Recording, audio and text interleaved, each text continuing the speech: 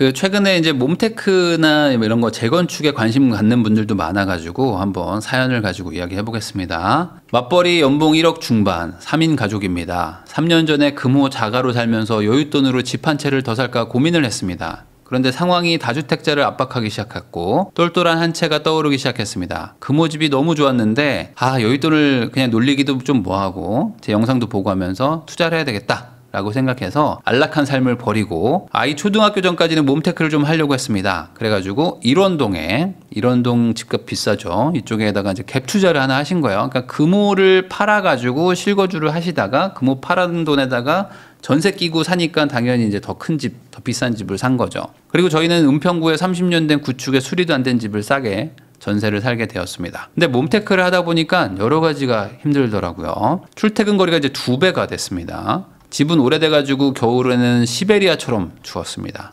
집도 30평 살다가 20평으로 좁아지고 낮은 층이라 해도 안 들고 집에 있는 게 우울하더라고요. 그러니까 이게 참 많은 분들이 겪는 그런 공통점인데 특히 이제 전세를 신축해서 살거나 좀 좋은 동네에서 뭔가 시작을 하시면은 그 앞으로 되게 힘들어지는 게 많아요. 그래서 제가 그런 거 좀 조심하라고. 특히 이제 신혼이나 이럴 때는 좀 가능한 한 좀 이렇게 안 좋은 데서 시작하셨으면 좋겠거든요. 좋은 데 살다가 나쁜 데로 오면은 이거 견디기가 좀 힘듭니다. 근데 나쁜 데서 좋은 데는 항상 좋은 일만 있기 때문에 조금씩 올라갈 수 있는데 한번 내가 기준을 높여놓으면은 조금 내려오는 것도 힘들어요. 조금 내려오는 거. 뭐 예를 들어 내가 강남구에 뭐 예를 들어 시작을 했습니다. 신혼이기 때문에 강남에서 뭐 빌라나 뭐 작은 오피스텔을 시작했다고 칩시다. 근데 내가 돈을 조금 뭐 모았어요. 그런데 이제 뭐 아이도 태어나고 해가지고 이제 이사를 가야 돼. 좀 많이 멀리 나가야 되겠죠? 금액에 맞춰가지고 집도 좀 키우려고 하면은 거리가 멀어집니다. 그 이사간 동네가 나쁜 동네가 절대 아닌데 원래 살던 데에 비하면은 뭐 좀 상대적으로 입지가 좀 나쁠 수 있지 않습니까? 그러면서 되게 사람이 막 우울해지고 막 그래요. 근데 실제로 강남에 있다고 해서 내가 뭐 대단한 인프라를 막 쓰고 이런 건 아닌데 그냥 그래. 그런 게 있습니다. 사람들의 어떤 뭐 시선이나 뭐 이런 것도 괜히 막 부담되고 뭐 이런 게 있습니다. 그래서 가능하면 좀 시작을 좀 작게 하고 조금이라도 좀 저렴한 데서 했으면 좋아요. 자, 그래도 2년 반까지는 이제 곧 우리 집에 들어갈 수 있다는 생각에, 그러니까 갭 투자를 하고 돈을 열심히 모아가지고 들어갑시다 라고 이제 계획을 세운 겁니다. 그러니까 힘들어도 괜찮죠. 왜냐면 이 갭 투자가 꼭 뭐 투자 목적으로 돈을 벌어야지가 아니라 더 좋은 동네 가서 살아야지 라는 그런 마음도 있기 때문에 지금 고생해서 고생할 때 이제 힘을 응축해가지고 더 좋은 데로 이제 점프하자라는 개념으로 한다면 좀 버티는 거는 해볼 만한 거죠. 그래서 2년 반까지는 이렇게 참았는데 갑자기 부모님한테 사정이 생겨가지고 3억 정도를 드려야 되는 상황이 온 거예요. 자, 그러면 이분들이 연봉이 높긴 하지만 어찌됐든 간에 이거 쓸 거 쓰고 남을 거 잘 아껴가지고 3년을 모아봐야 얼마나 모으겠습니까? 실제로 모아봐야 3억을 모을 수는 없지 않습니까? 그러면 내가 거의 2년 반 해가지고 모은 돈 거기다가 플러스 알파를 해가지고 부모님한테 다 드린 거예요. 그랬더니 어떻게 됩니까? 고생과 시간은 많이 썼는데 여전히 도돌이표처럼 된 거죠. 그러니까 이제 막 마음도 막 안 좋고 막 여러 가지 막 이제 고생을 한 것도 막 후회되고 막 이런 생각이 막 들었을 겁니다. 그래서 원래 대출을 한 3억 정도만 받아가지고 이사 가려고 했던 게 갑자기 6억 대출을 받아야 되는 상황이 온 거죠. 근데 6억 대출 받을 거면 그냥 그때 들어가도 됐었는데 뭐 이런 복잡한 마음이 막 드는 겁니다. 그래도 다시 해보자 해서 2년 더 고생하자라고 생각을 했는데 이제 슬픈 일이 생긴 거죠. 어제 아이가 놀던 중에 한마디를 하더라고요. 엄마, 친구들 집은 다 좋은데 우리 집은 안 좋아서 친구들 초대하기가 부끄러워요. 이런 얘기를 하자마자 이제 그동안 이제 참았던 게 이제 탁 터진 거죠. 금호동에 살 때가 좋았는데 여기 와서 너무 좀 불편해 이런 생각들을 하는 거고 근데 우리는 또 돈을 못 버는 것도 아니고 근데 또 내가 돈 열심히 모아가지고 더 좋은 집에 가가지고 우리 애한테 나중에 야 봐봐 우리 집 더 좋아졌지 뭐 이런 얘기도 하고 싶었는데 부모님한테 또 지원을 해주면서 또 인생이 또 약간 허망해지는 것도 있고 그러다 보니까 이게 다 내 욕심 같기만 하고 내 욕심으로 아이를 극한 상황에 몰아넣은 게 아닌가라는 그런 부모로서의 또 이제 후회도 생기고 막 이런 거죠. 아이가 이제 학령기가 이제 다가오는데 이제 초등학교도 좀 좋은 학교에서 보내고 싶고 이랬는데 이제 여러 가지 막 복잡해지는 겁니다. 자, 돈 모아서 자가로 가려고 열심히 아꼈습니다. 여행도 안 가고 친구들도 안 만나고 돈 아끼고 그 외식도 안 하고 막 했었는데 아이한테 케이크 하나도 안 사주면서 돈 모았는데 너무 자괴감이 듭니다. 대출을 또 받으려니까 이자에 원금 감당할 수 있을지도 좀 걱정되고 2년 더 몸테크하면 돈 버는 건데 더 참으려고 했더니 또 마음도 아프고 어떻게 해야 될까요? 라는 사연이었습니다. 저도 아이 키우는 아버지로서 이게 참 읽으면서 마음이 아프더라고요. 그러니까 저도 아이가 있는 입장에서 우리 아이가 뭐 예를 들어 뭐 이제 순수한 마음으로 한 거죠. 친구들 집에 갔더니 참 집이 좋은데 우리 집은 왜 이래요라는 거는 어린 아이로서 이제 생각할 수 있는 거니까.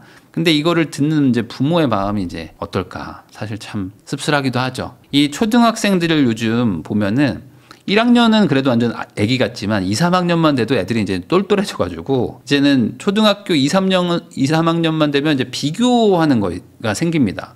그래서 뭐 너는 여행 뭐 어디 갔다 왔어? 이번 뭐 여름방학 때 어디 갔다 왔어? 너 뭐 디즈니랜드 갔다 왔어? 뭐 이런 얘기들을 막 하는 애들이 나타나요. 근데 이 아이들이 뭐 이렇게 어떤 의도를 가지고 한다기보다는 그냥 순수한 마음에 이제 던지는 거죠. 받아들이는 우리 애 입장에서는 나는 뭐 해외여행도 안 가봤는데 뭐 이런 얘기들을 하면 이제 애들도 똑똑해가지고 이거 뭔가 좀 문제가 있는 것 같은 생각도 들고 뭐 너네 집에 뭐 게임기 있어 뭐 있어 뭐 아이패드 있어 이런 얘기들을 하고 너 핸드폰 뭐야 뭐 이런 얘기들을 이제 비교하는 것들이 생기면은 아이들이 또 집에 와가지고 또 이제 착한 애들은 이제 혼자 조용히 있는데 좀 해맑은 애들은 이제 엄마 아빠한테 막 얘기를 하지. 엄마 나 이런 얘기 있었어. 나도 뭐 디즈니랜드 가보면 안 돼? 뭐 이런 얘기를 하는 거죠. 그러면 이제 엄마 아빠가 이제 막 무너지는 거지. 그래서 제가 이제 항상 얘기하는 것들 중에 하나인데 이 소득 대비 좋은 집에 가서 살지 마라. 그러니까 내가 이제 뭐 투자는 할 수 있지만 실거주는 정말 조심해서 해야 된다.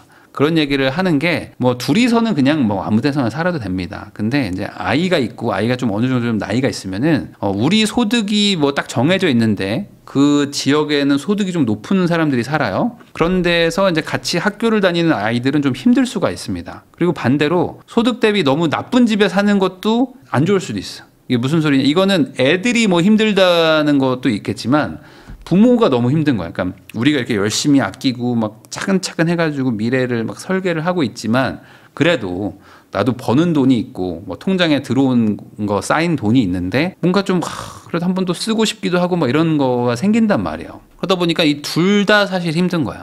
거기다가 이제 우리가 고생하는 건 어떻게 참습니다. 뭐 그 부부가 이렇게 고생하는 거는 우리 둘이 뭐 의지도 하고 막 하는데 애는 사실 우리 때문에 이제 뭐 온 거잖아요. 그러다 보니까 애가 막 고생하고 막 마음 아파하는 거 보면은 부모로서 좀 힘들죠. 그래가지고 보통 신혼 때는 막 즐겁게 지내는 분들 많아요. 막 인스타에 막 피드가 막 올라옵니다. 뭐 여행도 많이 가고 맛집도 가고 뭐 미슐랭도 막 다니고 하시던 그런 신혼 부부들이 있어요. 근데 이런 분들이 이제 애를 낳고 하면서 현실이 막 확 다가오는 거지. 그러면서 내가 왜 그랬지? 굳이 의미도 없는 거에 왜 이렇게 돈을 많이 썼지? 뭐 이런 생각 하시는 분들도 있습니다. 자, 부모님께 사정이 생겨가지고 3억 정도 드려야 되는 상황이 발생을 했고 그러다 보니까 이사를 갈 수 없는 상황에 빠졌다라는 건데 이게 잘 하신 거죠. 사실 잘한 거예요. 왜냐면 애가 어릴 때 바짝 돈을 모으면 그 모을 때는 고생하지만 그 모은 돈이 나중에 정말 그 종잣돈이 돼가지고 인생이 막 바뀔 정도까지 막 커질 수도 있거든요.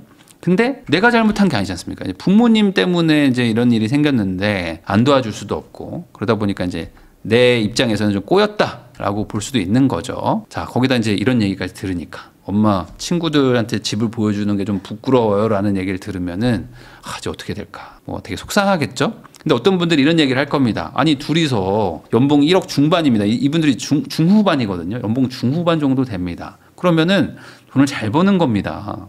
근데 뭐가 걱정입니까? 뭐 이런 얘기 하실 수 있습니다. 일원동이 어딘지 잘 모르실 수도 있는데 일원동도 비싸요. 그래가지고 한 20억 넘어가거든. 20억에서 막 30억 가까이 가는 그런 동네입니다. 이쪽도. 물론 이제 작은 것들도 있지만. 그러다 보니까 이 동네에서 내가 살려고 보면은 이분들 연봉이 막 1억 중반이어도 이게 쉽지가 않은 거예요. 그러니까 이분들이 이제 한 방에 못 가고 전세 끼고 산 거죠. 근데 여기서 제일 중요한 게 있습니다. 뭐냐면 문제가 일어난 거 어떤 이런 상황이 이렇게 발생한 거 이거에 대해서는 그냥 힘들겠지만 빨리 인정해야 됩니다. 이거는 일어난 것이다. 이거 어쩌겠느냐라고 생각하고 그 다음에 이제 문제가 발생한 거는 해결을 해야 되는 거죠. 이게 남을 원망하는 마음이 대부분 들거든요. 뭔가 상황이 터지면 그 남을 원망해. 뭐 누가 그랬는데 뭐 누구만 없었으면 뭐 내가 뭐 이거 그때 뭐 말렸는데 뭐 하면서 막 남편 욕하고 아내 욕하고 막 하거든요. 근데 남을 원망해봐야 뭐 문제가 바뀝니까? 아무것도 안 바뀌지. 그 문제를 바꾸려는 거는 결국에 인정하고 해결하려고 해야 됩니다. 자, 이 몸테크가 생각보다 쉽지가 않거든요. 왜 그러냐면 이상과 현실의 차이가 있어서 그래. 이상은 강하죠. 왜냐면 뭐 난 다 할 수 있을 것 같아. 뭐 나는 지금 뭐 3억 모아가지고 전세 끼고 산 다음에 나는 어디 월세 가가지고 전 원룸에서도 살 수 있어요. 뭐 이런 얘기 하죠. 근데 막상 가서 살아보세요. 그러면 쉽지가 않습니다. 저도 예전에 그 신혼 때 그 빌라에서 살았었거든요. 근데 이제 빌라가 이제 낮은 층이었습니다. 층수가 낮아가지고 와이프 혼자 있고 막 애 혼자 있는데 전 야근을 너무 많이 하니까 집에 이제 아무도 없는 거잖아요. 근데 그 빌라 앞으로 뭐 이제 오토바이도 많이 다니고 뭐 배달도 많이 다니고 뭐 이제 뭐 알 수 없는 뭐 그냥 그 일반인들이겠지만 뭐 이런저런 사람들이 많이 다녀요. 바로 집 앞으로. 그러니까 막 불안하고 막 걱정되는 것도 막 있고. 근데 이제 뭐 보안이 뭐 잘 돼 있는 것도 아니고 현관도 그냥 막 아무나 들어가고 하니까 막 걱정이 되는 거죠. 가서 살아보지 않으면 모르는 것들을 많이 이제 현실에서 깨달으면서 이거 쉽지 않은데? 라는 생각들을 이제 하게 되는 거죠. 저는 뭐 재건축 사가지고 여기서 뭐 10년이고 살겠습니다. 근데 막상 살아봤더니 한 겨울 지나고 여름 지나니까 저 못 살겠어요 하는 분들도 많다. 그래서 핵심은 이겁니다. 그렇게 고생해야 되는 이유가 도대체 뭔가에 대해서 명확하지 않으면 갔을 때 현실을 느끼고 이거 안 되겠다. 이렇게 후퇴하는 분들도 있어요. 제가 또 하는 얘기 중에 하나가 좋은 동네 가가지고 살면 무조건 행복한 것도 아니거든요. 그러니까 이게 무슨 소리냐. 우리 연봉에 맞춰가지고 사는 게 사실 제일 좋습니다. 연봉보다 너무 좋은 집에 가서 살잖아요. 그러면은 그 집에서 산다는 거에 대한 만족감은 좋을 수 있는데 그것도 결국에 실거주기 때문에 그 동네 사람들과 이렇게 부닥치면서 부딪히면서 막 살아야 되거든요. 애도 그렇고. 그러다 보면은 그 동네에서의 또 힘듦이 또 있어요. 기본적으로 좋은 동네, 좀 비싼 동네라는 곳들, 뭔가 살기 좋아요라는 동네들은 상대적으로 좀 소비도 좀 많이 해야 됩니다. 그리고 사교육도 안 하기가 어려워요. 주변 사람들이 다 안 할 때는 그냥 안 해도 되는데 주변 사람들이 다 할 때는 나도 해야 됩니다. 물론 그 동네에서 소수 집단이 있습니다. 소수 집단은 뭐 저희는 안 해도 되는데요 하면서 뭐 그런 사람들끼리 모여 살아도 돼요. 모여 살고 모여서 지내도 되는데 어찌됐든 대세를 역행한다는 게 이상과 현실이 좀 다를 수가 있다. 그래서 내가 너무 좋은 동네에 가서 살면요. 그 동네에서 약간 버티는 느낌을 받는 경우가 있어요. 버티는 느낌. 그러니까 이 동네에서 정말 편안하게 즐겁게 산다기보다는 하루하루 막 버티는 느낌으로 사는 거죠.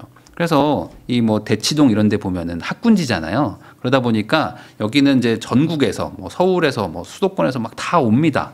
한마디로 여기도 일종의 몸테크를 하시는 거죠. 근데 여기 와서 살다 보니까 이분들도 정말 뭐 소득도 다 괜찮고 다 뭐 훌륭한 사람들인데 이제 어쩔 수 없이 막 치이는 게 있는 거죠. 치이는 게 있고 막 서로 막 또 막 분쟁도 생기고 하면서 그래 빨리 대학교 보내고 뜨자 뭐 이런 생각하시는 분들도 있다. 이 대출 6억 받는 게 불가능한 소득이 아니시거든요. 이분들이 뭐 실수령이 아마 한 1,000만 원 정도는 될 거예요. 그러니까 실수령 1,000만 원이면 많은 거죠.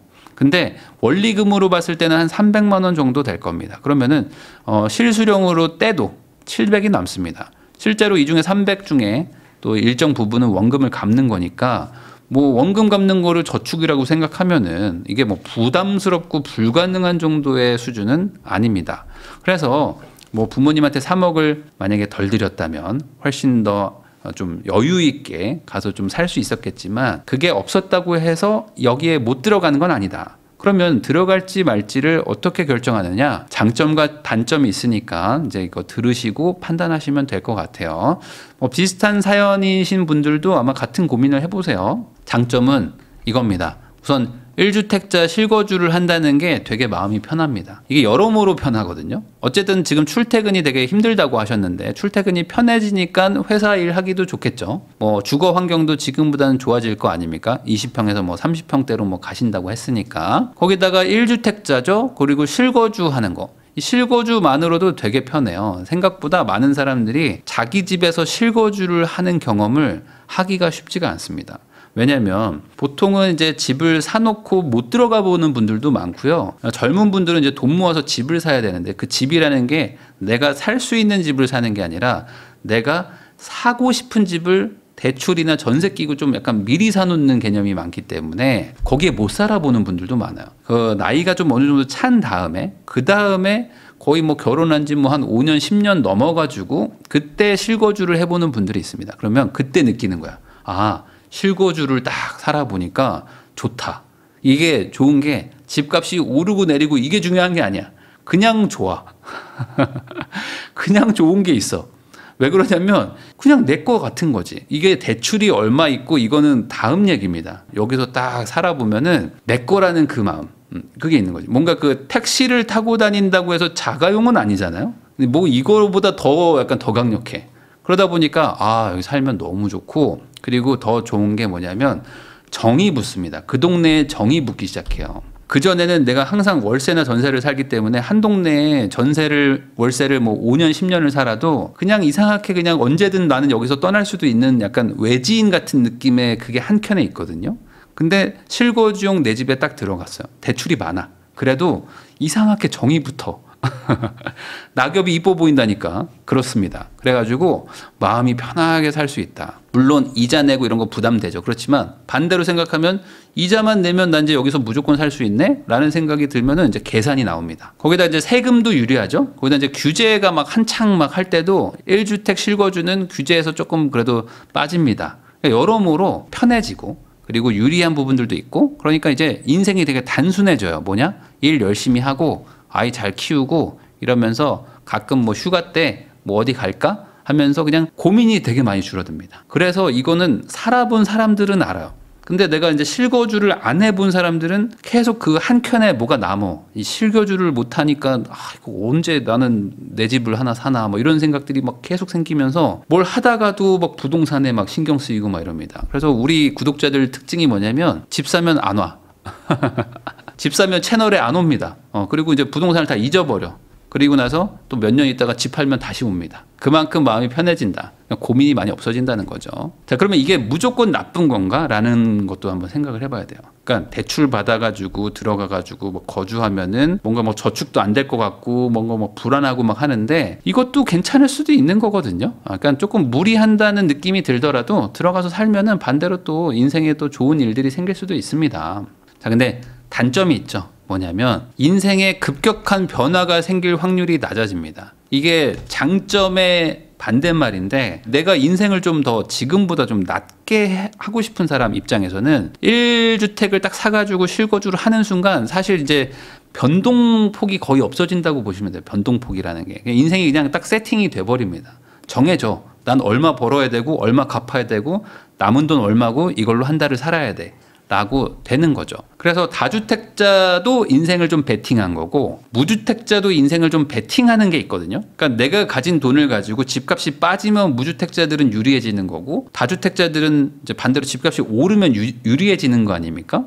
그러니까 이게 인생이 어찌 보면 좀 변동성이 생기는데 1주택자를 딱 하는 순간 거기에 이제 뭐 실거주를 하러 들어가는 순간 딱 정해져 버립니다. 대출, 이자, 생활비, 자녀 교육, 그다음에 나는 이제 회사 다니기. 그러다 보니까 이제 베팅을 한 사람은 이제 좋게 바뀌기도 하고 나쁘게 바뀌기도 하는 거죠. 그러니까 이게 베팅을 하는 게 좋은 거냐 나쁜 거냐가 아니라 이거를 내가 선택하는 순간 내 인생이 좀 이제 정해지는데 그게 만족하느냐를 또 고민해 봐야 되는 거죠. 그래서 이 돈을 왜 더 벌어야 되냐라는 거에 대해서 고민을 많이 해봐야 된다는 겁니다. 이게 핵심은 이분들이 연봉도 좀 괜찮고 지금 자산도 없지 않잖아요. 그럼 돈을 왜 더 벌어야 될까? 근데 이걸 되게 막연하게 생각하는 사람들이 많아요. 그냥 좋은 동네 가서 살면 무조건 더 행복한 거 아니냐. 좋은 동네 가야지만 돈도 더 많이 버는 거 아니냐. 라고 생각하시는 분들 많은데 돈을 더 벌려고 하잖아요. 그러면 잃는 게 무조건 생깁니다.